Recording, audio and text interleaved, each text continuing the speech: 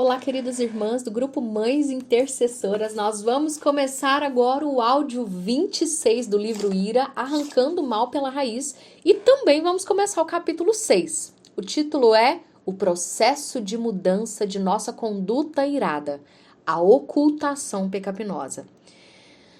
À primeira vista, você não imaginaria que Júlia tivesse um problema de ira.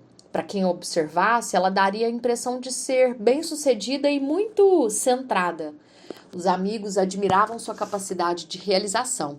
Era uma pessoa fiel e mãe conscienciosa de 2 filhos em idade escolar. Ensinava na escola dominical na igreja e servia como anfitriã para um estudo bíblico em sua casa. Além de tudo isso, Júlia trabalhava em tempo parcial para um escritório de contabilidade em sua cidade. No entanto, abaixo da superfície, conforme vimos anteriormente, nem tudo estava bem. Por dentro, confidenciou ela a seu pastor, eu sou um desastre. Sisuda e deprimida, ela era um poço de amargura. Repassava mentalmente com regularidade as broncas do pai e o não envolvimento da mãe em sua vida.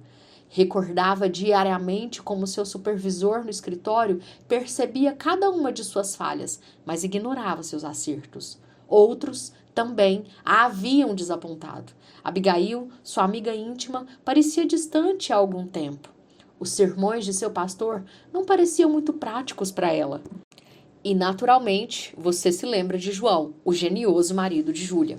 Júlia era uma mulher irada, embora suas críticas raramente fossem verbalizadas.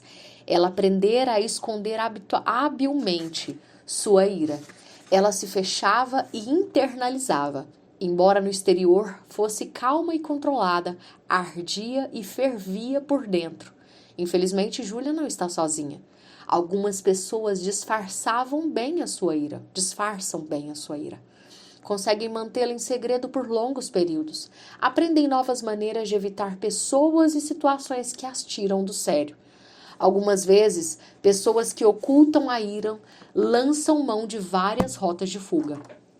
Júlia gostava de 2 dessas rotas. Ela corria dos problemas para a geladeira. Guloseimas se tornaram uma fonte de prazer e controle em meio às pressões conjugais e maternas. Também se refugiava nos programas de televisão. As novelas lhe ofereciam galãs de fantasias que a tratavam romântica e ternamente. Ela não desejava seus corpos, apenas os jantares à luz de vela e os toques sensíveis que João jamais lhe ofereceria. Os programas de entrevistas ocupavam sua mente com assuntos intrigantes. Naturalmente, ela sabia que muitas das abordagens e ideias apresentadas eram contrárias a uma cosmovisão cristã. Às vezes, os apresentadores a irritavam, o que ela pensava ser bom. E ela percebia que os assuntos raramente se aplicavam ao seu contexto de vida. As conversas, no entanto, ajudavam a esquecer João, seu emprego e... O que a Bíblia tem a dizer a Júlia? Em nosso último capítulo, observamos a ira manifestada. Agora vamos observar a ira oculta, a outra maneira em que a conduta irada se revela. Tal como a ira manifestada, a ira oculta ofende a Deus e arruína relacionamentos. Pecados de omissão ocorrem por outro lado. A ira oculta também precisa ser corrigida e substituída. O que Deus diz sobre a ira subterrânea, do tipo que se retrai no exterior, mas ferve no interior? Quais são as respostas de Deus para o ressentimento e a amargura? Vamos descobrir percepções em 3 passagens fundamentais. 3 passagens bíblicas fundamentais. Levítico 19, do 16 ao 18. Aninhadas nesta porção da lei mosaica, há mandamentos de natureza relacional que nos fazem lembrar outras passagens de mutualidade do Novo Testamento. Não espalhem calúnias entre o seu povo. Não se levantem contra a vida do seu próximo. Eu sou o Senhor. Não guardem ódio contra o seu irmão no coração. Antes, repreendam com franqueza o seu próximo para que, por causa dele, não sofram as consequências de um pecado. Não procurem vingança, nem guardem rancor contra alguém do seu povo, mas ame cada um, seu próximo, como a si mesmo. Eu sou o Senhor. A preocupação divina aqui é cultivar e preservar os relacionamentos de amor entre seu povo. A passagem apresenta maneiras específicas em que o povo de Deus deveria desenvolver e manter sua unidade e precaver-se contra a desunião. Por exemplo, não devemos difamar, magoar ou buscar vingança contra os outros. O versículo 17 nos exorta: não guardem ódio contra o seu irmão no coração. Já vimos no capítulo 3 que a ira começa no coração. Levítico 19 concorda. Esta passagem internaliza a fonte da ira. O ódio começa dentro do coração. O mesmo versículo oferece a alternativa divina: repreender com franqueza o seu próximo. Essa expressão hebraica é reduplicação intensiva do verbo que literalmente significa repreender, repreendendo. O verdadeiro amor levanta questões difíceis, reconhece a excessiva hediondez do pecado e sabe que, às vezes, nada menos que uma confrontação amorosa pode libertar a pessoa dessas garras pecaminosas. Observe exortações semelhantes em outras partes da Escritura. Melhor é a repreensão feita abertamente do que o amor oculto. Quem fere por amor mostra lealdade, mas o inimigo multiplica beijos. Provérbios 27, do 5 ao 6. Hipócrita, tira primeiro a viga do seu olho e então você verá claramente para tirar o cisco do olho do seu irmão. Mateus 7, 5.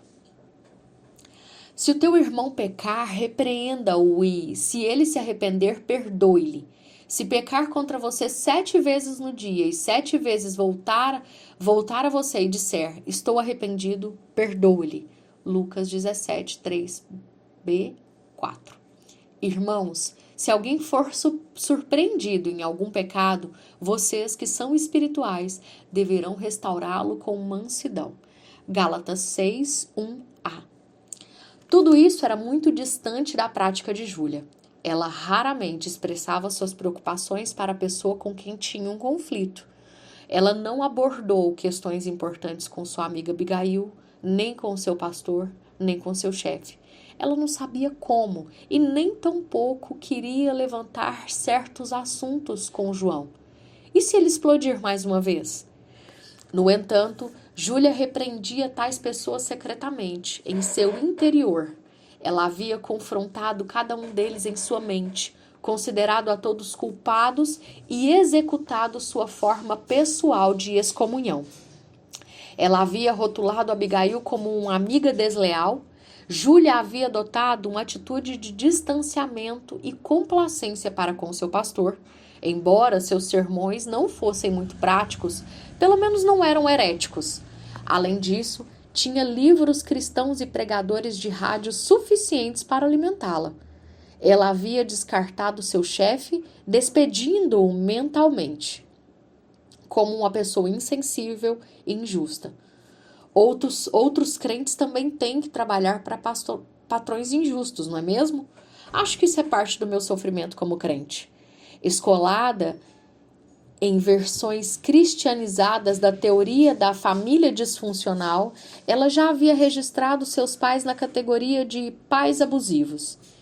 O que acontece quando deixamos de lidar adequadamente com o ódio no coração, seja por confrontação ou por perdão?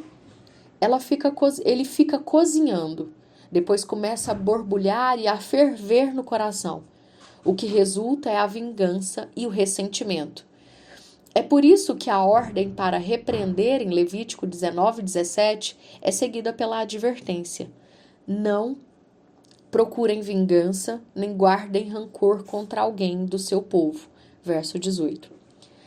As reações de Júlia, listadas acima, eram vingativas.